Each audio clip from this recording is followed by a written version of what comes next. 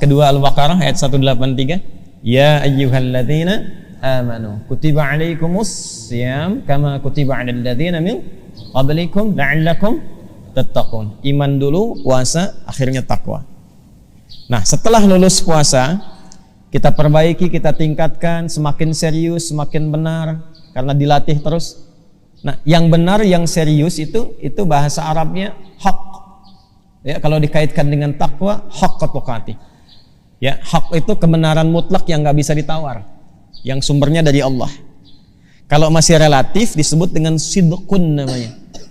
Ya, ada yang suka merah, yang lain mengatakan saya senangnya biru, yang lain bilang saya senangnya putih. Bagi si fulan putih benar, bagi si fulan biru yang benar. Itu sidqun namanya. Ya, itu sidqun. Ma yahtamilu sidqa wal kadzib, sesuatu yang masih relatif. Tapi kalau kebenaran mutlak yang nggak bisa ditawar dan semua sepakat itu benar, ya, matahari terbit di mana? Timur. Tenggelam di mana? Di barat. Kalau siang terang, malam gelap, itu kebenaran mutlak yang nggak bisa ditawar. Dalilnya jelas, terlalu jelas untuk ditolak. Itu hak namanya. Nah, semua yang bersumber dari Allah itu disebut hak, tidak pernah disebut dengan sidqun. Selalu hak. Manusia membenarkan disebut shadiq.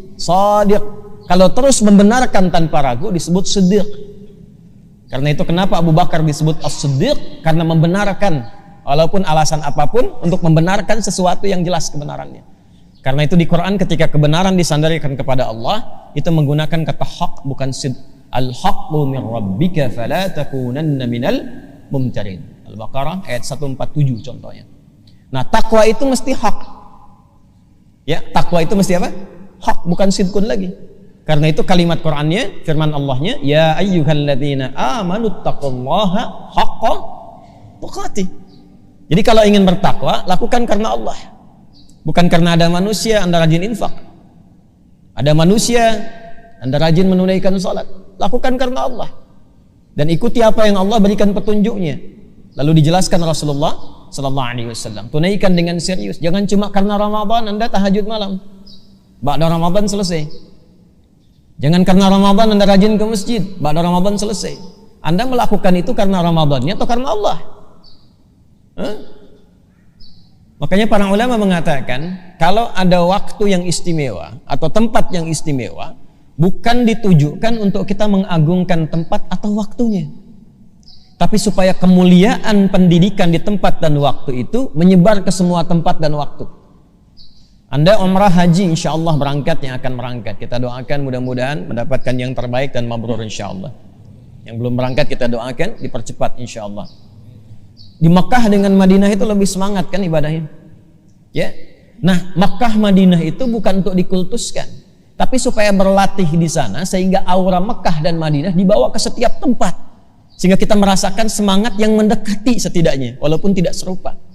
Jadi keberhasilan menunaikan ibadah umrah dan haji ketika pulang dari sana lebih semangat ibadahnya.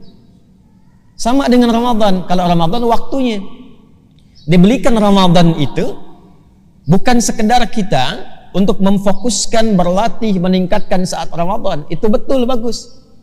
Tapi keberhasilan orang yang selesai dengan Ramadan adalah ketika dia membawa aura Ramadan ke setiap waktu walaupun suasananya tidak serupa. Walaupun kuantitasnya tidak sama, tapi dia membawa suasana itu sehingga dapat percikannya. Malam masih senang tahajud, walaupun mungkin rakaatnya tidak sampai 23, tidak sampai ke 11 misalnya. Masih mau baca Quran walaupun sebulan khatamnya mungkin tidak sebanyak saat Ramadan. Itulah hak. Lakukan karena Allah, bukan karena waktunya, bukan karena tempatnya. Dan konsisten jaga itu sampai wafat. Wala tamutunna illa wa antum muslimun. Orang yang bisa mengerjakan itu insya Allah selamat hidupnya sampai dia kembali kepada Allah membawa hati yang bening.